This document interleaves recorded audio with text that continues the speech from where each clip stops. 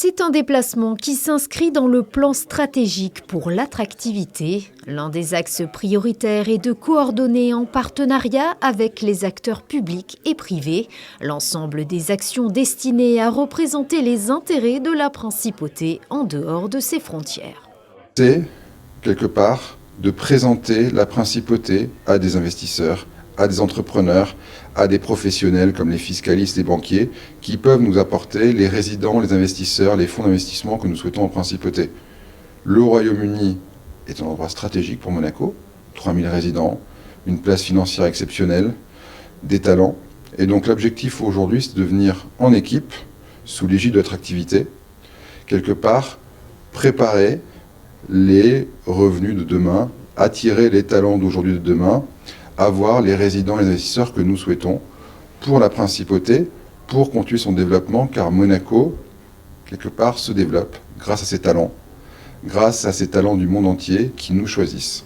Ces échanges à Londres ont pour objectif de renforcer les liens avec le réseau diplomatique britannique et d'exposer les atouts de la principauté à des personnalités influentes locales. Londres est devenu un lieu assez dangereux et donc la sécurité est le premier point d'attractivité de la principauté. Bien évidemment, le régime fiscal n'est pas étranger à notre attractivité. Et après, vivre à Monaco, simplement vivre à Monaco, qui est un lieu où on peut vivre, où on peut éduquer ses enfants, où on peut avoir des événements sportifs ou des événements culturels. Je trouve que Monaco est un pays où les gens sont bien élevés, où ils vivent ensemble de manière agréable, et ça, c'est aussi très anglais.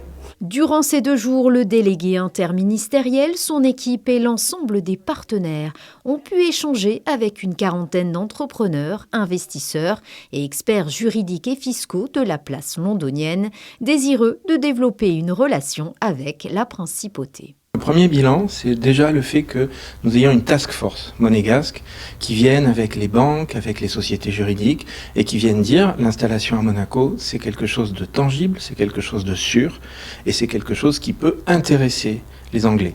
Donc là, on parle d'un public professionnel qui a eu d'excellentes réactions, qui a posé les bonnes questions. Pour nous, c'est une réussite totale. Avec près de 7% de la population totale résidente en principauté, la communauté anglo-saxonne figure dans le top 3 des nationalités les plus représentées sur le territoire monégasque. Acteur économique majeur à l'échelle européenne, la capitale britannique est ainsi une destination prioritaire pour les actions coordonnées de la politique d'attractivité.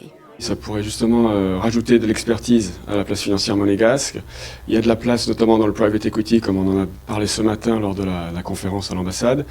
Et on pense que la place financière est tout à fait adaptée pour accueillir de nouveaux investisseurs, de nouvelles entreprises sur ce créneau. C'est dans les tuyaux pour 2024. On voit d'ailleurs cet après-midi même la Chambre de commerce de Londres. La semaine prochaine, l'ambassade du Royaume-Uni à Paris pour justement essayer de construire une mission économique et amener une belle délégation d'entrepreneurs sur le Royaume-Uni, sur Londres, pour essayer de trouver des opportunités de business, d'import-export, de distribution, etc.